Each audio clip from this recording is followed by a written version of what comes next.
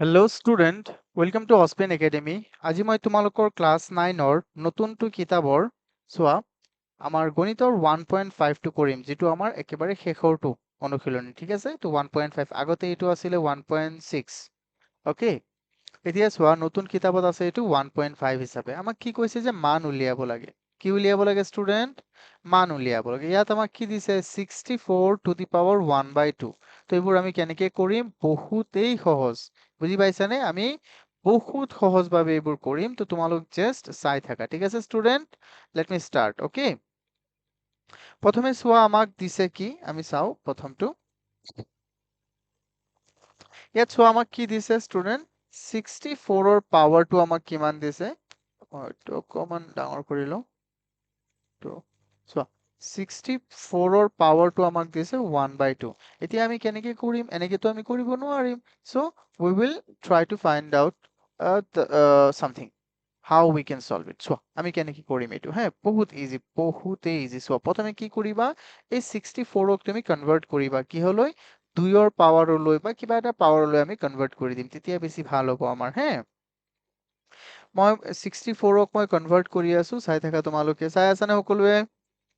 চোৱা 64 তুমি 2ৰে হৰণ দিয়া 3বাৰ, 2বাৰ, আকৌ 2ৰে দিয়া মৌলিক উৎপাদক ওলাও আমি 16, আকৌ 2ৰে দিয়া 8, আকৌ 2ৰে দিয়া 4, আকৌ 2ৰে দিয়া 2, 6টা। কেইটা ওলাল? আমি ইয়াৰ পৰা কি বুজি পাইছো যে মই ইয়াক লিখিব পাৰিম 2 to the power, বা মই আৰু তাৰ মান লিখিব, আৰু মান ওলাব পাৰিম, বা এনেকে 2 পাৱাৰ ৰাখি দিলেও হ'ব।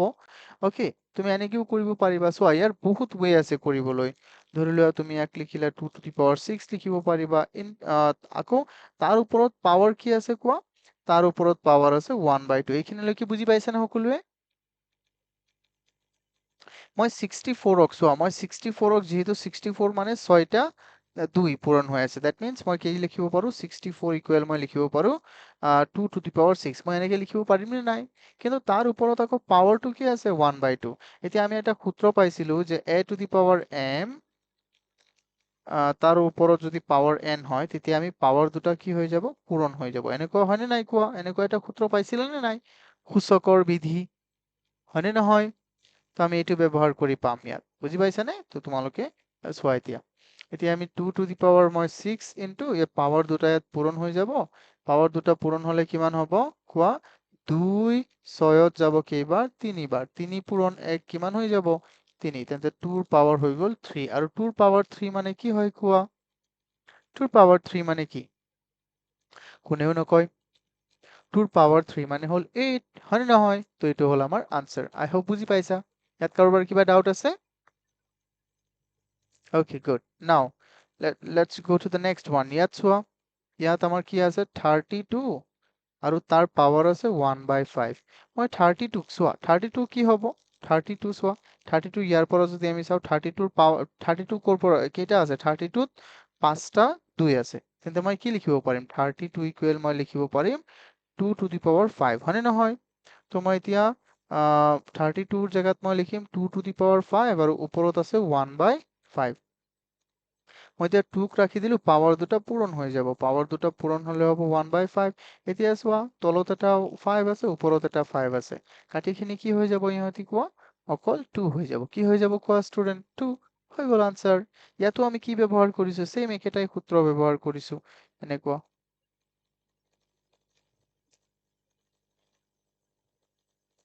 অ'কে, একেটাই নিয়ম আমি ব্যৱহাৰ কৰিছো। আই হোপ তোমালোকে বুজি পাইছা, হয়নে নহয় কোৱা? Okay, can we go to the next one?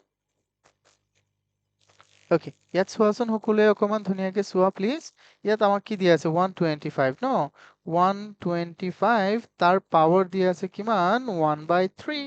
এতিয়া 125ক আমি কি লিখিব পাৰো কোৱাচোন? 125 তাক 5ৰে আমি হৰণ দিলে 25 বাৰ, আকৌ 5ৰে হৰণ দিয়া 5 বাৰ। ইয়াৰ পৰা আমি কি বুজি পাইছো যে 125ক মই লিখিব পাৰো 5ৰ কিউব। লিখিব পাৰো নে বাৰু? ওকে, তো সেইকাৰণে এইটো কি হৈ যাব কোৱা?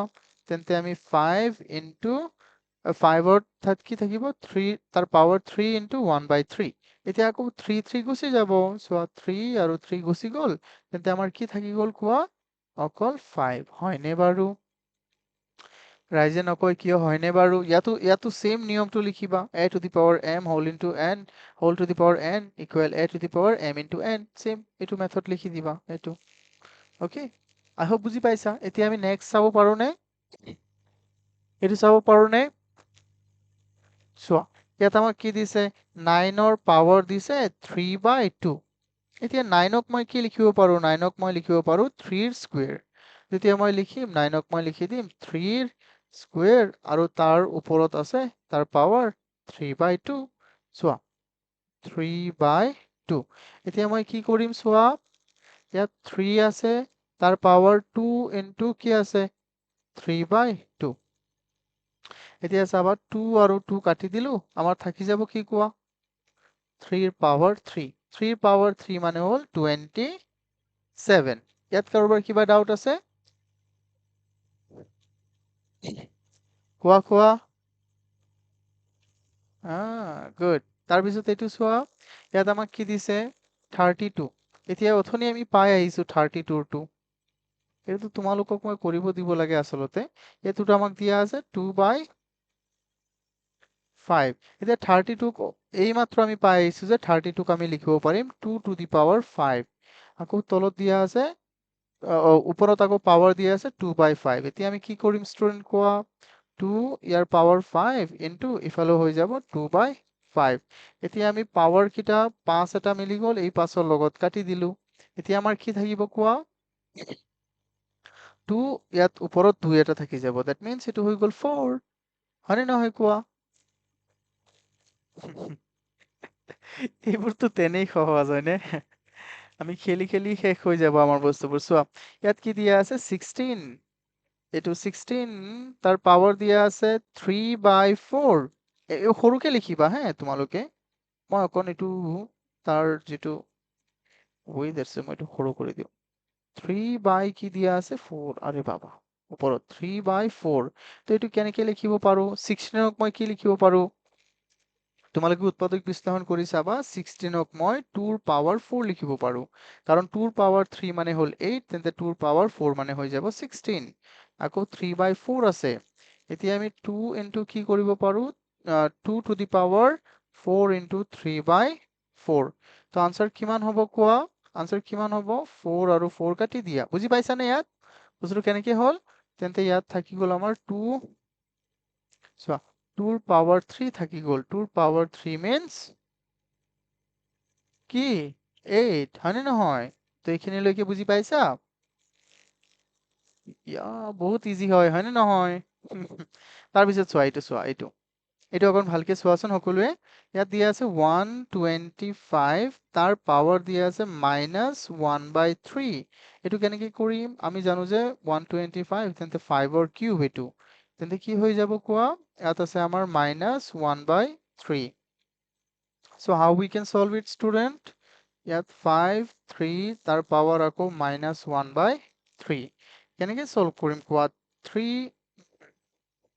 মই এইটো অকণ সৰু কৰি দিওঁ আৰু ওকে 3 আৰু 3 মই কাটি দিলো তেন্তে কিমান থাকিব কোৱাচোন 5ৰ পাৱাৰ -1 এইটো কি আমি লিখিব পাৰিম এনেকে লিখিলে হ'ব নহব তাৰ পাৱাৰটো মই ঠিক কৰিম তাৰ পাৱাৰটো কেনেকে ঠিক কৰিব পাৰো a to the power -n সূত্ৰ মনত আছে নে ইকুৱেল কি হৈ যায় 1/a to the power n হয়নে নহয় তো ইয়াক মই উল্টা কৰি দিম 1 ওপৰত যাব 5 টো তলত আহি যাব তাৰ পাৱাৰ 1 লিখিলেও হ'ব নিলিখিলেও হ'ব এনেকে থৈ দিয়া বুজি পাইছা এতিয়া আমি চাও 4 নম্বৰ 3 নম্বৰ হয় কি আছে 3 নম্বৰত চোৱাচোন সকলোৱে ইয়াত কৈছে যে সৰল কৰা মানে সিম্পল কৰিব লাগে এইকেইটা সিম্পল কৰি লিখিব লাগে ইয়াত দিয়া আছে আমাক 2ৰ পাৱাৰ দিয়া আছে 2/3 ইনটু এইটো ডট দিয়া থকা মানে পূৰণ দিয়া আছে মই পূৰণেই দি দিও তেতিয়া তোমালোকৰ বুজাত সহজ হ'ব এতিয়া এইটো কোনটো সূত্ৰত মিলিছে কোৱাচোন কোনোবাই a to the power m into a to the power n equal a to the power m plus কি হয় কোৱা m plus কি হ'ব m plus n আৰু মাইনাস কোনটোত হয় কোৱাচোন এই ক্ষেত্ৰত মাইনাস কোনটোত হয় কোৱা কোনে কবা হৰণ থাকিলে কি থাকিলে হৰণ ওকে এতিয়া আমি চাও সেম এইটো ৰাখিম 2 এটা ৰাখি দিম আৰু 2/3 সো মই অকণ ডাঙৰ কৰি দিওঁ এইটো 2/3 আছে তাৰ পৰা প্লাস হ'ব আৰু কি হ'ব 1/5 এতিয়া চাবাচোন বহুত ধুনীয়া হে টেনচন নলবা 3 আৰু 5 ৰ লসাগু কিমান হ'ব 15 15 3 15 যাব কেইবাৰ 5 বাৰ 5 পূৰণ 2 10 যোগ আকৌ 5 15 যাব 3 বাৰ 5 ৰ ওপৰত কি আছে কোৱা 1 1 পূৰণ 3 3 তেন্তে আমাৰ কি হৈ গ'ল কোৱা 2 to the power 13/15 হয়নে নহয় কোৱা এইবিলাক কিবা হয়নে কোৱাচোন প্ৰবলেম আছে নে ইয়াত আমাৰ চোৱা তাৰপিছত কি দিয়া আছে 1/3 তাৰ পাৱাৰ দিয়া আছে আমাক কি 3 আকৌ তাৰ পাৱাৰ দিয়া আছে গোটেইটোৰ পাৱাৰ দিয়া আছে 7 আমি জানো যে কেনেকুৱা যে এইটো এটা সূত্ৰ আছিল হোৱা a/b to the power m তেন্তে আমি ইয়াক কেনেকৈ লিখিব পাৰো a to the power m by b to the power m মানে আমি এই পাৱাৰটোক ভগাই দিব লাগিব তেন্তে এই পাৱাৰটোক যদি তুমি ভগাই দিয়া a ৰ ওপৰত 1 ৰ পাৱাৰো হৈ যাব কিমান 7 আৰু 3 কিউব অলৰেডি চোৱা 3 তাৰ ওপৰত কিউব আছে তাৰো পাৱাৰ আকৌ হৈ যাব 7 তেন্তে 1 ৰ পাৱাৰ 7 মানে 1 এই হয় আৰু 3 ৰ পাৱাৰ 3 into 7 মানে 21 হ'ব তো 1/21 তুমি ইয়াক কেনেকৈ লিখিব পাৰিবা বা তুমি ইয়াক উল্টাও লিখিব পাৰিবা 3 to the power minus 20 3 to the power minus 21 কাৰণ ৰিভাৰ্স এইটো নিয়মৰ কাৰণে a to the power minus n equal a to the power 1/n ইয়াক যদি তুমি উল্টাকে লিখা কেনেকুৱা হ'ব কোৱা উল্টাকে লিখিলে a to the power 1/a to the power n equal a to the power minus n মানে নহয় উল্টাকে লিখিলে এনেকুৱা হ'ব so we can also write this now এতিয়া চাও আমি 3 নম্বৰ কি আছে ইয়াত আমাক দিয়া আছে 11 তাৰ পাৱাৰ দিয়া আছে 1/2 আকৌ দিয়া আছে কি কোৱা ইয়াত দিয়া আছে 11 আৰু তাৰো পাৱাৰ দিয়া আছে কিমান আমাক 1/4 এতিয়া আমি কেনেকৈ কৰিম কোৱাচোন চোৱা এইটো মানে কি বুজাইছে কোৱাচোন এইটো মানে কি বুজাই যে 2 হৰণ 4 এইটো কি বুজাইছে এইটোক আমি এনেকৈ লিখিব পাৰিম নে নাই যে 2 divided by 4 এনেকৈ লিখিব পাৰিম নে আৰে বাবা আমি ইয়াক এনেকৈ লিখিব পাৰিম নে নাই পাৰিম তেন্তে ইয়াক আমি এনেকৈ লিখিব পাৰিম নে সকলোৱে ধ্যান দিয়া 11 to the power 1/2 divided by 11 to the power 1/4 ইয়াক এনেকৈ লিখিব পাৰিম নে পাৰিম ইয়াক এনেকৈ পাৰিলে এইটো কোনটো সূত্ৰত পৰি যাব a to the power m divided by a to the power n equal কি আছিলে আমাৰ কোৱা a to the power m minus n এই যে মই যে অথনি কৈছিলো মাইনাস কত আহে তো 11 আমি এটা রাখি দিম পাওয়ার দুটা মাইনাস হয়ে যাব 1/2 minus 1/4 এতে কি হ'ব চাও আমি ইয়াত কিমান হ'ব 11 আছে আৰু ইয়াত 2 আৰু 4 লঘু হৈ যাব আমাৰ 4 আৰু 2 4 যাব দুবাৰ 2 গুণ 2 বিয়োগ 4 4 যাব এবাৰ 1 পূৰণ 1 কিমান হৈ যাব 1 তো ইয়াত কিমান হ'ব ইয়াত হৈ থাকিব 11 বাই সরি 11 বাই কি মই কৈ আছে 11 to the power 1/4 হয়নে বাৰু কোনেও নকয় হয়নে বাৰু ইয়েস গুড বহুত ধুনীয়া চোৱা কোনোবাই লিংক খুজি আছে লিংকটো মই ওপৰতে দি দিছো হয়নে নহয় কোৱা তো ইয়াত কাৰোবাৰ কিবা বুজাত প্ৰবলেম আছে নাই এতিয়া চাও আমি এমসিকিউ পাৰ্টটো ঠিক আছে চোৱা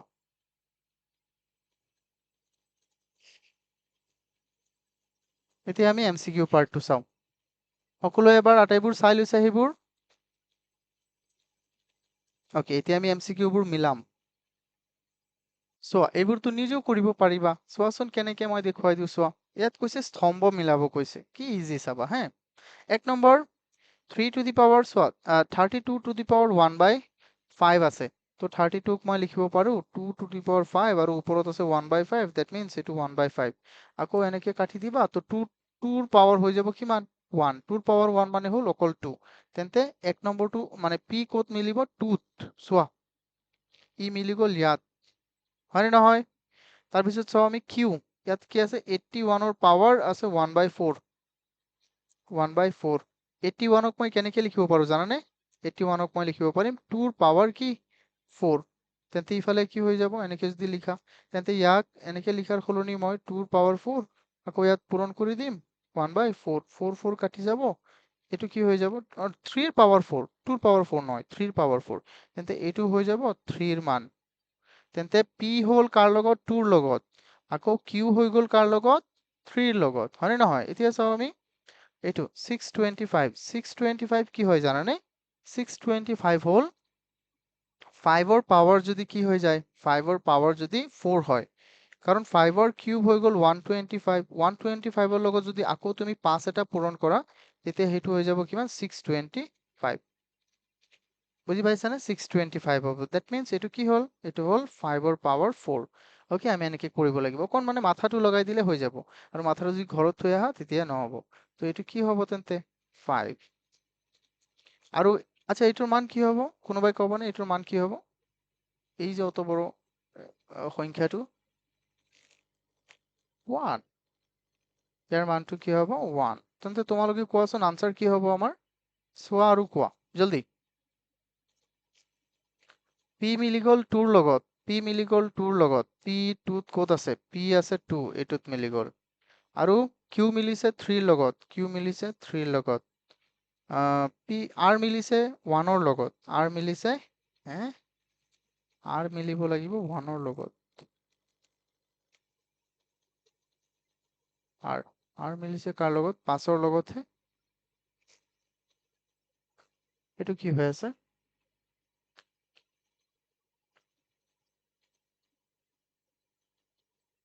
ও নাই হেতু সোৱা p মিলি গল 3ৰ লগত এনেকেহে দিব লাগিব হয় নহয় কিউ মিলিছে কাৰ লগত কিউ মিলিছে 4ৰ লগত এতিয়া এইটো মিলিব হয় এতিয়া r মিলিছে 1ৰ লগত আৰু s মিলিছে 2ৰ লগত তো এতিয়া কি হ'ব আমাৰ option C will be correct answer okay এটা তো তুমি কোনো দেখুৱাব নালাগে তোমাক জাস্ট প্ৰশ্ন তেনেকে দিব পাৰে তো এনেকে কৰিবা ওকে এতিয়া আমি চাও নেক্সট ইয়াত আমাক কি দিয়া আছে এৰ পৰা ডি লৈ উক্তিসমূহ পৰ্যবেক্ষণ কৰা আৰু শুদ্ধ বিকল্প বাছি উলিওৱা যাতে পদসমূহৰ মান ঊৰ্ধ্বক্ৰমত থাকে মানে কি হয় ঊৰ্ধ্বক্ৰম মানে বুজি পাইছানে অধক্ৰম মানে হল কি ডাঙৰৰ পৰা সৰু ঊৰ্ধ্বক্ৰম মানে কি সৰুৰ পৰা ডাঙৰ দ্যাট মিন্স ascending order তো ইয়াত চোৱাচোন ইয়াত কৈছে কিউব ৰুট 2 তাৰ পিছত ইয়াত আমাক কৈছে 6 ৰুট আমাক কি কৈছে চোৱা এইটো আমাক 6 বাৰ ৰুট কৰিব কৈছে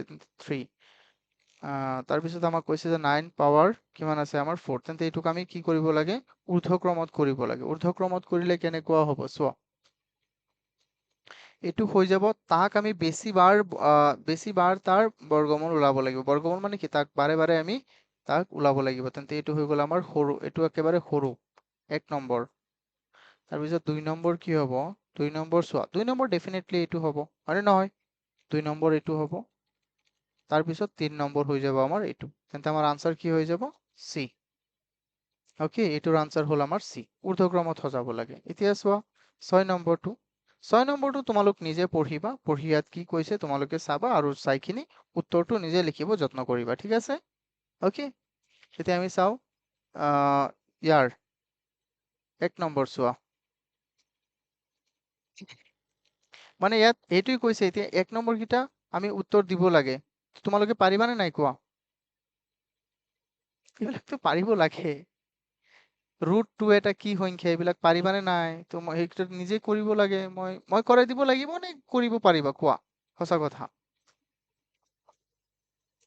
ৰুট 2 এটা কি হয় অপৰিমেয় সংখ্যা খতম এটা পৰিমেয় সংখ্যাৰ দশমিক বিস্তৃতি কি হ'ব নোৱাৰে এটা পৰিমেয় সংখ্যাৰ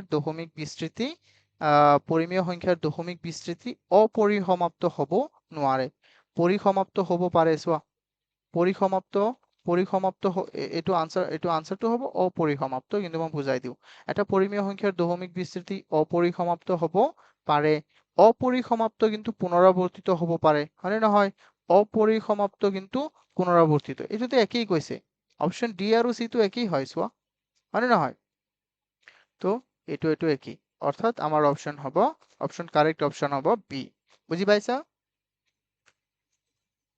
হ্যাঁ ওকে এটা পৰিমেয় সংখ্যাৰ দশমিক বিস্তৃতি কি হ'ব নোৱাৰে বুলি কৈছে, কি হ'ব নোৱাৰে, হয় এইটো হ'ব আমাৰ বি। এইটো আনসাৰ কি হ'ব ষ্টুডেন্ট, বি। এতিয়া চাওঁ আমি 3 নম্বৰ, এটা পৰিমেয় সংখ্যাৰ এটা অপৰিমেয় সংখ্যাৰ দশমিক বিস্তৃতি কি হ'ব, কোৱাচোন তোমালোকে, কোৱা।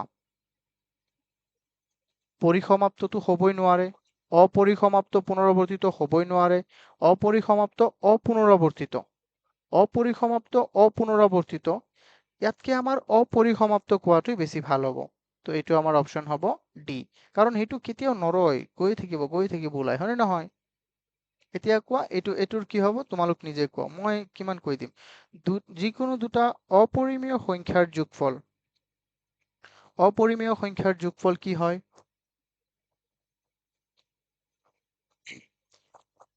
সদায় এটা অখণ্ড সংখ্যা। সদায় সদায় ক'লে নহ'ব, সদায় ক'লে নহ'ব, কেতিয়াবা হ'ব পাৰে।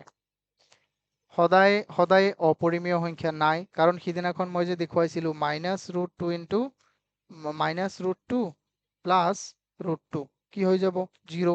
এইটো অপৰিমেয়, এইটো অপৰিমেয়, কিন্তু তাৰ যোগফল কি হৈছিলে, যোগফল কি হৈছিলে পৰিমেয়। তো সেইকাৰণে আমাৰ এইটো নহ'ব। তেন্তে সদায় পৰিমেয়, সদায় পৰিমেয় নহয়তো, চাবা √3 প্লাছ √2 কি হ'ল √5, √5টো অপৰিমেয়, পৰিমেয় হয় জানো, তো সদায় পৰিমেয় ক'লেও নহ'ব, তেন্তে আমাৰ কি হ'ব, হয় পৰিমেয় নাইবা অপৰিমেয়। কোনটো শুদ্ধ হ'ব কোৱাচোন ৰাইজ, কোনটো শুদ্ধ হ'ব পাৰে, D, option D is correct. তো আমি ফাইনেলি আমি চেপ্টাৰ 1 শেষ কৰিলো আই থিংক, অ'কে। তো চেপ্টাৰ 1 আমাৰ শেষ হ'ল, তোমালোকে এইবোৰ নোটছ বনাই ল'বা, লিখি ল'বা, আৰু এইটো যদি লাগে মই প্ৰভাইড কৰি দিম, অ'কে। আমাৰ ইয়াত এটা ৰৈ গৈছিল নেকি চোৱাচোন, এইটো যদি ৰৈ গৈছে তোমালোকে নিজে কৰিবা। আজি আমি ইমানতে ক্লাছ শেষ কৰি দিলো, 22 মিনিট।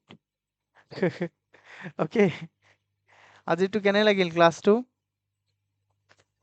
ভাল লাগিল, ৰিপিট কৰিবা, লিখি ল'বা, মই বহি চেক কৰিম, আৰু কাইলৈ তোমালোকৰ পৰীক্ষা হ'ব চেপ্টাৰ 1ৰ কমপ্লিট, অ'কে। চেপ্টাৰ 1ৰ আটাইবোৰ অনুশীলনীৰ 25টা কুৱেশ্যন থাকিব, তোমালোকে পৰীক্ষাটো দিবই লাগিব, অ'কে। বিশ্বজিৎ তুমি আছা, বিশ্বজিৎ আছা, বিশ্বজিৎ এতিয়া তুমি বুজি পাইছা কেনেকে পৰীক্ষাটো দিয়ে সিদিনাখন, এতিয়া পাৰিবাতো ন, গুড বয়, ওকে। তোমার yes sir to सबसे best, okay. Okay then everyone, for today it's over, good night.